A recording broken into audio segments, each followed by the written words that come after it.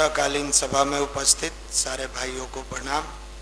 परम पूज्य गुरुदेव परम वंदनीय माता जी की असीम अनुकंपा आप पर बनी रहे, ऐसी मंगल कामना युवा प्रकोष्ठ के तरफ से है। मित्रों, हर रविवार को यहाँ आपको बुलाने का एक ही उद्देश्य होता है, आप हर दिन अपने आप को बेहतर कैसे बनाते जाएं, कल से बेहतर आज, आज से बेहतर फिर अगला कल। इसी के लिए यहाँ बुलाने का ये उद्देश्य नहीं है कि आपको बाबा बना दिया जाएगा। बहुत सारे नए विद्यार्थी जब देखते हैं पीला धोती कुर्ता में गायत्री परिवार के लोगों को, उनके कॉन्सेप्ट में यहाँ बैठ जाता है कि बाबा बना दिया जाएगा। बाबा बनना आज के समय में इतना आसान नहीं है जो आप बाबा बन जाइएगा। पैकेट में बम लेके घूमते हैं, आप बाबा बन जाइएगा। सबका पैकेट चेक हो तो बम मतलब वो परमाणु अणु नहीं, जो एंड्रॉयड सेट है वो आपके जीवन के लिए बम है। जब मन तब विस्फोट करा लेते हैं, किसी से आदेश भी नहीं लेना पड़ता है, रास्ते चलते। मेरे मित्र, आज एंड्रॉयड सेट हर व्यक्ति, जब बच्चा छोटा रहता है मोबाइल चलाता है, घूम घूम के कहता है मेरा बेटा सब मोबाइल का फंक्शन चला लेता है, खूब खुश होके कहता है। वही बच्चा जब बड़ा होता है पढ़ाई छोड़ के मोबाइल चलाता है, कहता है बड़ा कमीना हो गया है, दिन भर मोबाइल चलाता है। अरे बोया किसने? बोया तो आप ही ने। जिस समय बच्चा को खिलौना से खेलना चाहिए उस समय आप अपने लिए छोड़ देते हैं कि बेटा मोबाइल से खेल। थोड़ा सा माँ को फुर्सत मिल जाए, थोड़ा पापा को फुर्सत मिल जाए, तो आप बच्चों को खिलाने के लिए मोबाइल दे दिए। बच्चा पहले बैलून से खेलता था, गाड़ी से खेलता था, सिट्टी आता था, बांसुड़ी आता था, इन सारी चीजों से खेलता था। आजकल बच्चा मोबाइल से खेलता है। मेरे मित्र, यहाँ बुलाने का उद्देश्य है कि आप समझिए कि आपको अब इस उम्र में किस चीज से खेलना चाहिए। बच्चा तो बच्चा है, उसको जो दीजिएगा उससे खेलेगा, लेकिन आप तो अब बच्चा के चाचा हो गए हैं, अब तो बच्चा रहे नहीं। अब आपको इस उम्र में किससे खेलना चाहिए? तो हमारे अनुसार जब युवा पीढ़ी इंटर में चली जाए, ग्रेजुएशन में चली जाए, उस समय बच्चे को अच्छी पुस्तकों से खेलना चाहिए, अच्छे साहित्य से खेलना चाहिए और अच्छे समाज से खेलना चाहिए। अच्छी जगहों पर बैठ के अच्छे संस्कार से खेलना चाहिए। हमारा संस्कार और अच्छा कैसे बने, ये खेल खेल में शामिल हो। वो 8 घंटा पढ़ता है, हम 10 घंटा कैसे पढ़ें? वो 9 घंटा पढ़ता है, हम 11 घंटा कैसे पढ़ें? उसके अंदर एक भी नशा नहीं है, हमारे अंदर भी जो बुराइयां हैं उसको कैसे समाप्त कर दें? मेरे मित्र, यहाँ बुलाने का यही उद्देश्य होता है।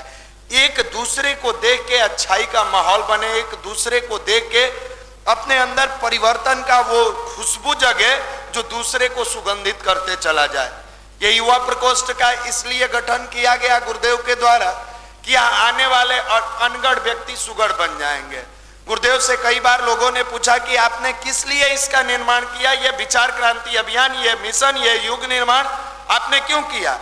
गुरुदेव मुस्कुराते हुए कहते हैं, बेटा रोड पर देखते हो लकड़ी का टुकड़ा पड़ा रहता है, उसकी कोई कीमत नहीं होती है, उसकी कोई हैसियत नहीं होती है, रोड पर जैसे तैसे फेंका रहता है, उसकी हैसियत समाप्त हो जाती है। लेकिन वही लकड़ी का टुकड़ा अगर किसी कुशल कारीगर के हाथ में चला है, उसकी कीमत बढ़ जाती है, उसकी हैसियत बढ़ जाती है, उसका भाव बढ़ जाता है। मैंने ये युग निर्माण का इसलिए शुरू किया कि इसमें बहुत सारे अनगढ़ लोग ऐसे होंगे जिसको लगता होगा हमारा दुनिया में कोई औचित्य नहीं है, हम दुनिया में कुछ भी नहीं कर सकते, हमको ये चीज असंभव लग रहा है। लेकिन जैसे ही हमारे मिशन से, हमारे विचार से जुड़ेंगे, उनकी हम हैसियत वैसे बढ़ा देंगे जैसे कुशल कारीगर के हाथ में लकड़ी जाने से हैसियत बढ़ गया। आपकी हैसियत बढ़ाने के लिए बुलाया गया है, आपको बाबा बनाने के लिए नहीं, आपकी कीमत बढ़ाने के लिए बुलाया गया है। आपका हैसियत ताकतवर कैसे बने, इसके लिए आपको बुलाया गया है। मेरे मित्र, दुनिया में अगर सफल बनना चाहते हो तो परम पूज्य गुरुदेव की साहित्य को नियमितता पूर्वक अवश्य पढ़ो। अगर सफलता की चरम पर दुनिया का कोई ऐसा टॉपिक नहीं है जिस पर गुरुदेव ने नहीं लिखा है, और हंसते खेलते मुस्कुराते आपकी जीवन से बुराइयां समाप्त होने लगेगी।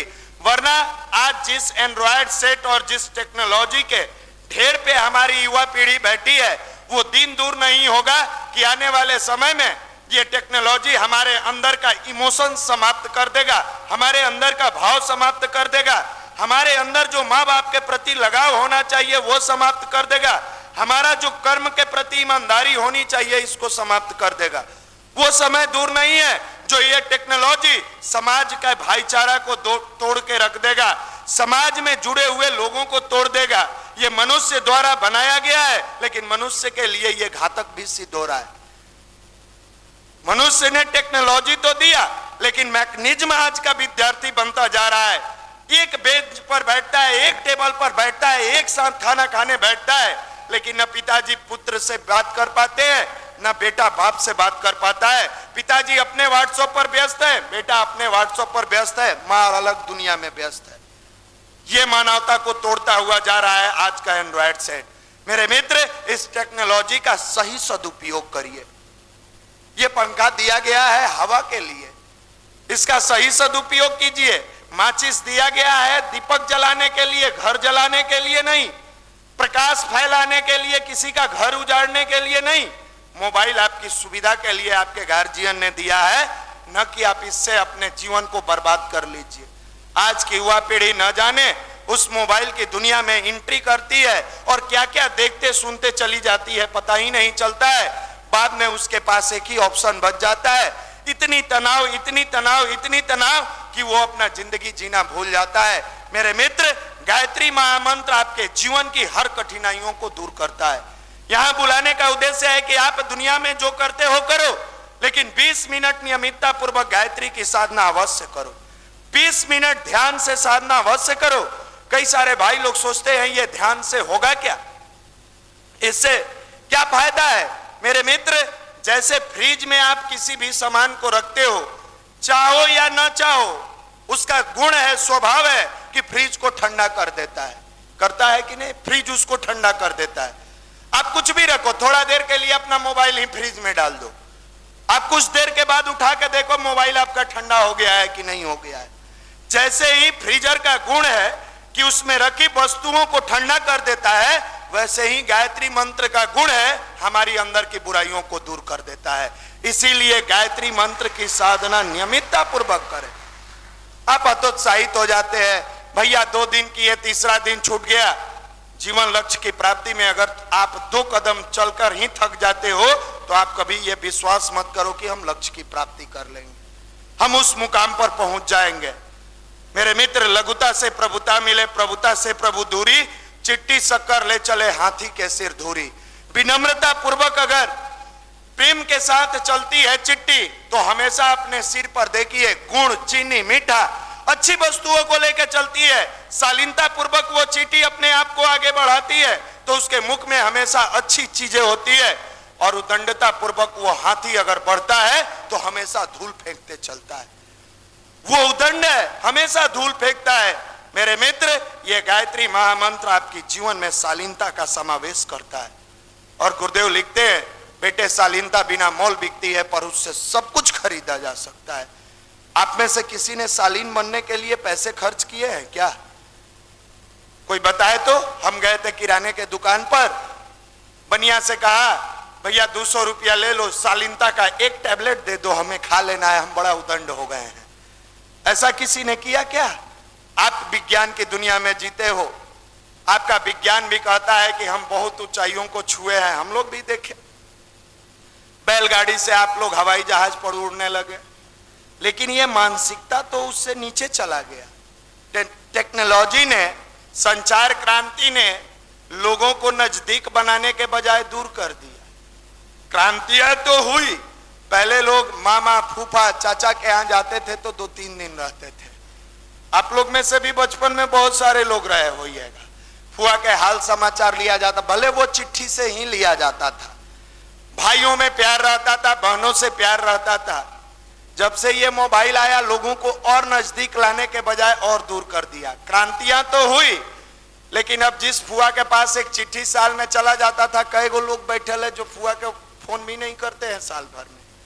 अब तो ये क्रांति नई दुनिया में क्रांति कर दी। सोचता है फुआ के फोन करे के बजाय गर्लफ्रेंड से बात कर लेते। काहे के टाइम वेस्ट करेंगे। एक नई दुनिया का निर्माण करते जा रहा है और ये दुनिया बालू की रेत की तरह है, जिस दिन ढहती है हमारे नौजवान को अंदर से तोड़ के रख देती है। तो ये संचार क्रांति जीवन में अगर बेहतर बनाना है, इस संचार क्रांति को अगर आगे ले जाना है, तो उसका सही सदुपयोग करना सीखना होगा, उसको सही तरीका से इस्तेमाल करना सीखना होगा। विज्ञान सब कुछ दिया हमें, कम समय में काफी दूरियां तय करने के लिए हवाई जहाज मिला, ट्रेन मिला, बुलेट ट्रेन आ रहा है, सब कुछ मिला। गर्मी के दिनों में जो पंखा हाथ झलते थे उसके लिए इलेक्ट्रिक फैन आया, सारी सुविधाएं दी। लेकिन क्या यह विज्ञान के पास कोई ऐसा रिएक्शन है जिस रिएक्शन के कारण हमारी भाईचारा बढ़ जाए, बेटे के माँ के प्रति लगाव बढ़ जाए, भाई के प्रति लगाव बढ़ जाए, विद्यार्थी के शिक्षा के प्रति लगाव बढ़ जाए? ऐसा कोई विस्फोट हो जाता तो मजा आ जाता, ऐसा कोई केमिकल रिएक्शन हो जाता तो मजा आ जाता कि हमारे भाई लोग बेचारे दिन भर परेशान रहते हैं, मन लगा के नहीं पढ़ पा रहे हैं, इसका कोई उपाय बताइए। एक रिएक्शन में आप मन लगा के पढ़ने लगते। विज्ञान ने सब कुछ दिया, लेकिन मानवता को जोड़ने का अगर किसी विज्ञान में दम है तो वो भारत का अध्यात्म विज्ञान है। बाकी दुनिया में कोई ताकत नहीं है जो इंसानियत को इंसान को इंसानियत से जोड़ दे। आज लाख हतोत्साह है, फ्रस्ट्रेट है, टेंशन में है। आप 90 दिन तक 30-30 मिनट गायत्री साधना करके देखिए, आपका फ्रस्ट्रेशन दूर होता है कि नहीं होता है। 90 दिन तक करके देखिए। बहुत तनाव में जीते हैं आप, लगातार 1 वर्षों तक गायत्री की साधना समय के साथ 30 मिनट करके देखिए, आपकी जीवन में क्रांति ला देता है। आप पढ़िए उठाकर हमारे देश के महापुरुषों की जीवनी। बाल गंगाधर तिलक लिखते हैं, हिंदुस्तान की सोई हुई दास्ता को जगाना चाहते हो तो जन जन में गायत्री का प्रचार करो। हिंदुस्तान की सोई हुई दास्ता को जगाना चाहते हो तो जन जन में गायत्री का प्रचार करो।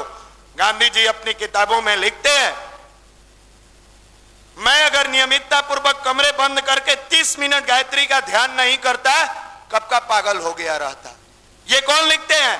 वो गांधी जिस गांधी के जीवन में बहुत उतार चढ़ाव आया, वो गांधी जिस गांधी को साउथ अफ्रीका में ट्रेन से धक्का मार दिया गया, वो गांधी जो बैरिस्ट्री पास करने के बाद क्लाइंट के सामने, वो जज के सामने किसी क्लाइंट का केस लेके गए थे, पैर कांपने लगा था, बोल नहीं पाए थे 2 शब्द। वहीं गांधी लिखते हैं, जब मैं नियमितता पूर्वक गायत्री का अगर साधना नहीं किया होता तो कब का पागल हो गया होता।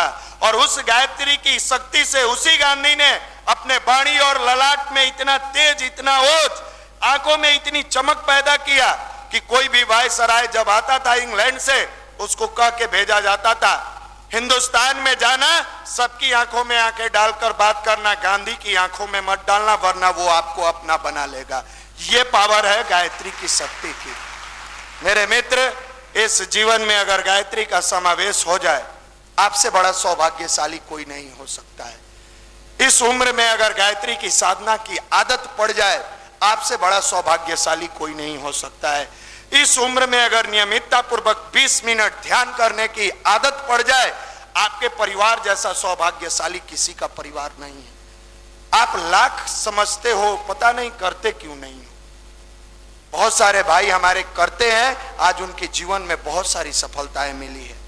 जो भाई नहीं कर रहे हैं या जो नए आ जाए हैं, उनसे विनम्रता पूर्वक निवेदन है कि आप इसकी परवाह न करें कि हमारी नौकरी होगी कि नहीं, हमारा जॉब होगा कि नहीं, हम पैसा कमाएंगे कि नहीं, बल्कि ये परवाह करो हम बेहतर बन रहे हैं कि नहीं।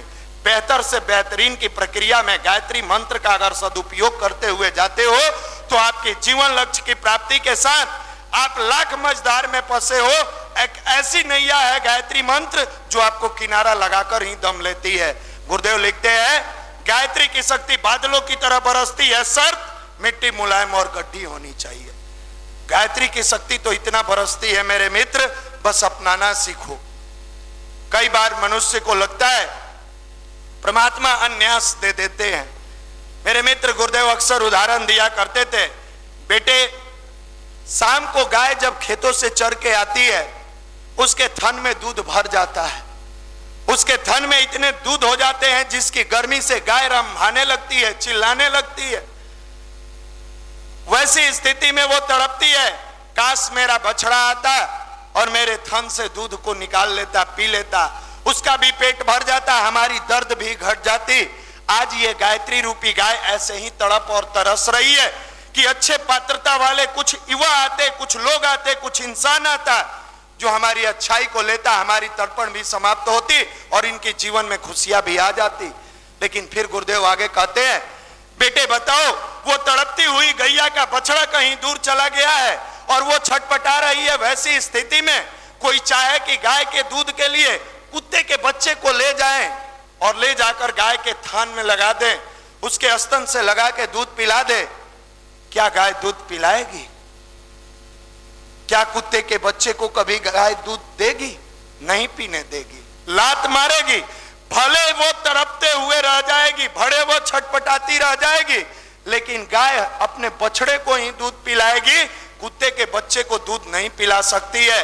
ठीक आज वैसे ही भले ये प्रकृति उथल पुथल में जी रही है, ये गायत्री के लिए लोग तरस रहे हैं, गायत्री कामधेनु है, देने के लिए तड़प रही है, तरस रही है, लेकिन जब तक कुशल व्यक्तित्व वाले व्यक्ति नहीं आएंगे, जब तक नेक इंसान नहीं आएंगे, गायत्री की शक्ति उनके जीवन में नहीं मिलेगी। वैसे जैसे गाय ने अपने बछड़े के बजाय कुत्ते को दूध नहीं पिलाया। जब भी शक्तियां मिलती है परमात्मा की, नेक इंसान को मिलती है, पात्रता वाले इंसान को मिलती है, हैवान को शक्तियां नहीं मिलती। आप सोचते हो मंदिर में जाके हाथ जोड़ के आंखें बंद कर लिया भगवान की शक्ति हमारे जीवन में आएगी? कतई नहीं आ सकती है। मेरे मित्र, यह शालीनता बिना मोल बिकती है, पर इससे सब कुछ खरीदा जा सकता है। ये तब चरितार्थ होगा, तब हमारे जीवन में आएगा जब हम अपने अध्यात्म विज्ञान को समझेंगे। हमारा अध्यात्म विज्ञान इमोशंस से शुरू होता है, प्रोफेशन से नहीं होता है। आज हम लोग इसको प्रोफेशनल बना दिए हैं। जीवन में तरक्की चाहते हैं, हनुमान जी के 5 किलो लड्डू चढ़ाएंगे, ये तो प्रोफेशनल मामला है। आप सौदेबाजी करते हो भगवान के साथ। जैसे मछली को फंसाने के लिए बंसी में चारा डाल के गिराए पानी में, जैसे हिलाई खींच लिए, आप भी तो वही करते हो। हमारा नौकरी देख लीजिएगा, 2 किलो लड्डू चढ़ाएंगे। हमारी बहन का शादी है, करवा दीजिएगा, 5 किलो लड्डू चढ़ाएंगे। क्या भगवान को आप भिखारी समझ रखे हो? जिसकी रचना इतनी सुंदर, वो कितना सुंदर होगा। जिसने इतने खूबसूरत चीजों का निर्माण किया, वो कितना सुंदर होगा। आप उसको रिझाने जा रहे हो। भगवान को इन सारी चीजों से कोई लेना देना नहीं है। ये अंधविश्वास है, ये विश्वास नहीं है। भगवान से अगर मांगना है तो एक ही चीज मांगो, हे मालिक मेरी आंखों में ऐसी रसाई देना, मैं जब जब आईना देखूं बस तू ही तू दिखाई देना, दुनिया मत दिखाना मुझे।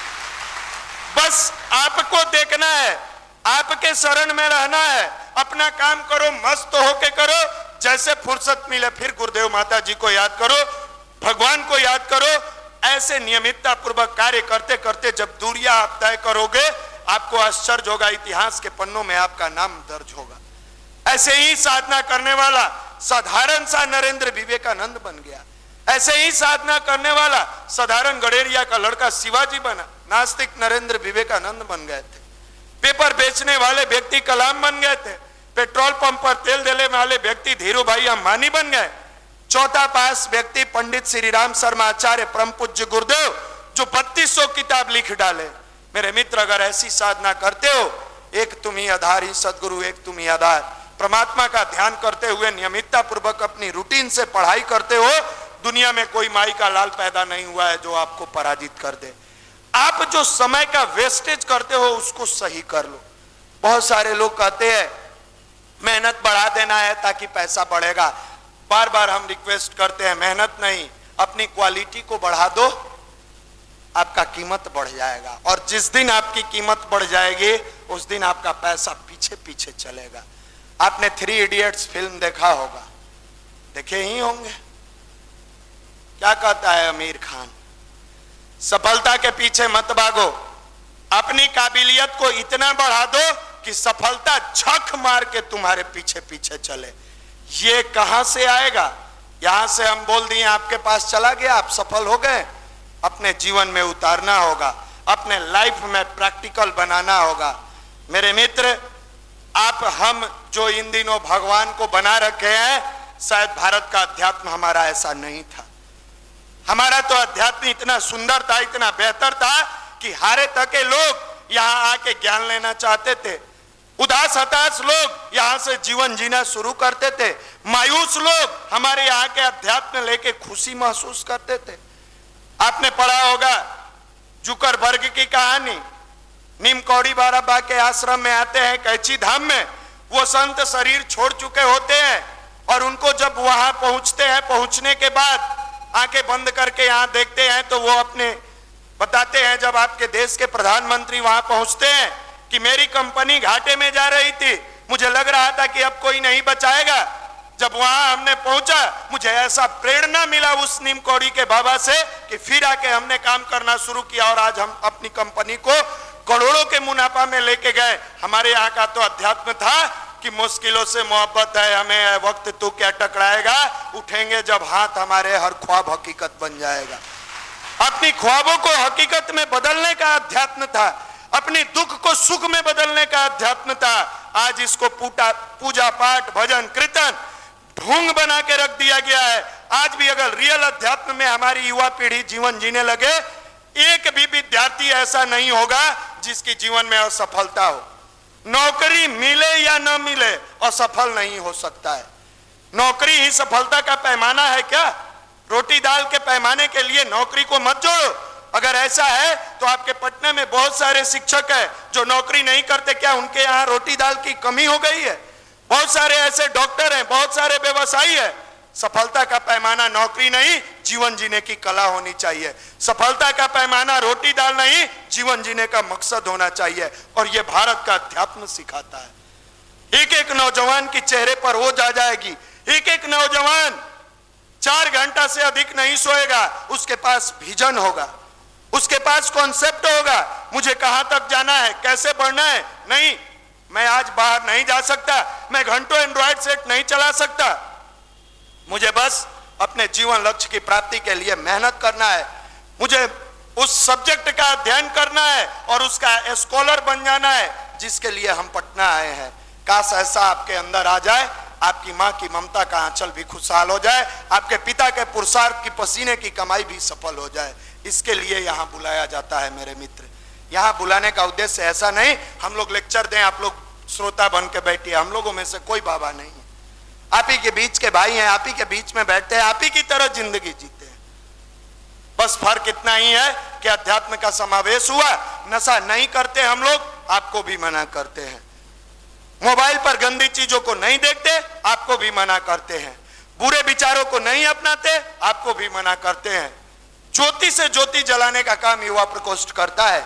एक भाई अगर बाल संस्कार शाला में जाकर 4 बच्ची को पढ़ाने का काम शुरू किया, आज इतनी तेजी से वो दीपक का लौ तेज होता गया कि वर्तमान में 15,000 बच्चों को यहाँ पढ़ाया जाता है निःशुल्क में। आप सब लोग जानते हैं, चाहे वो पटना जंक्शन प्लेटफॉर्म नंबर 1 हो, राजेंद्र नगर टर्मिनल हो, चाहे आपका कंकड़ बाग हो, रामकृष्णा नगर चले जाइए, कौन सा पटना का इलाका है, मुसल्लापुर हाट से लेके भूतनाथ कुम्हरार से लेके हर जगह जिन्हें रोटी के लिए रोना पड़ता है, उनके बच्चों को शिक्षा देने का काम ये नौजवान कर रहा है। वो भी कौन? जो अपने पिता से पैसा लेके पढ़ता है। इसी का नाम तो भारत का अध्यात्म है, जो दूसरे के प्रति दर्द पैदा करे, जो दूसरे के प्रति इमोशंस पैदा करे। मेरे मित्र, आपका जीवन इतना शानदार है, इतना शानदार है जिसकी आप कल्पना नहीं कर सकते हो। आप पूछोगे कैसे? इसलिए कि इस रविवार को आप जाके लॉजों में सर्वे करोगे, 90% 95% विद्यार्थी सोए मिलेंगे। जो 5% जगह हैं वो कहीं पार्कों में समय व्यतीत कर रहे हैं, कहीं सिनेमा हॉल के टिकट काउंटर पर, तो कहीं चिड़िया खाने में जाने का मन बना रहे हैं। वैसी स्थिति में अगर परमात्मा ने आपका सिलेक्शन करके आपको खींच कर यहाँ बुलाया है, आप ही नहीं आपका खानदान सौभाग्यशाली है, क्योंकि आप गायत्री की गोद में बैठते हो। आपको कोई नहीं रोक सकता आगे बढ़ने से। शर्त मेरे मित्र एक ही है, आप अपनी बुराइयों से बचने का प्रयास करो, आप अपनी बुराइयों को त्यागने का प्रयास करो। भगवान के द्वारा किया गया सिलेक्शन अनमोल होता है। इंसान के सिलेक्शन में पेपर लीक होता है, भगवान के सिलेक्शन में पेपर लीक नहीं होता। इंसान के सिलेक्शन में त्रुटियां आती है, भगवान के सिलेक्शन में त्रुटियां नहीं आती है। आप सोचो, इंसान इतनी प्रक्रिया लेके आईएएस बनाता है, आईपीएस बनाता है, बैंक में भेजता है, रेलवे में भेजता है, पीटी, मेंस, क्वालिफाई सब करने के बाद आपका मेडिकल टेस्ट तब ज्वाइनिंग कराता है। मानवीय बुद्धि इतनी आपको चेक करके ज्वाइन कराती है। इंसान इतना टेस्ट लेके तब ज्वाइनिंग लेटर देता है। भगवान कितना टेस्ट लिया होगा, आपके कई जन्मों का हिसाब निकाला गया होगा, आपके अंदर की मिट्टी की उर्वरता देखी गई होगी कि क्या इसके अंदर अध्यात्म का फसल लहलहा सकता है कि नहीं लहलहा सकता। कोई भी आपके हमारे बहुत सारे लोग किसान परिवार से हैं, आपके हमारे पिताजी खेती करने जाते हैं, क्या बंजर भूमि में बीज छीट के चले आते हैं? नहीं आते हैं, जानते हैं कि फसल नष्ट हो जाएगा। ये परमात्मा भी चेक करते हैं कि इसकी मिट्टी की उर्वरता कैसी है, इसकी मिट्टी में दम कितना है, चेक करते हैं। नहीं, इसके अंदर अध्यात्म का अगर फसल डाल दिया गया तो खूबसूरत तरीका से लहलहा उठेगा और वो भगवान डाल देता है। मेरे मित्र, परमात्मा के चुनाव किया हुआ आपका खेत है, परमात्मा द्वारा चुना गया आपका ये मस्तिष्क, आपका जीवन है। इंसान के सिलेक्शन में त्रुटियां हो सकती है, भगवान के सिलेक्शन में त्रुटियां नहीं होती। और त्रुटिहीन बनकर आप इस जगह पर आए हो क्योंकि भगवान द्वारा सिलेक्शन किया गया है।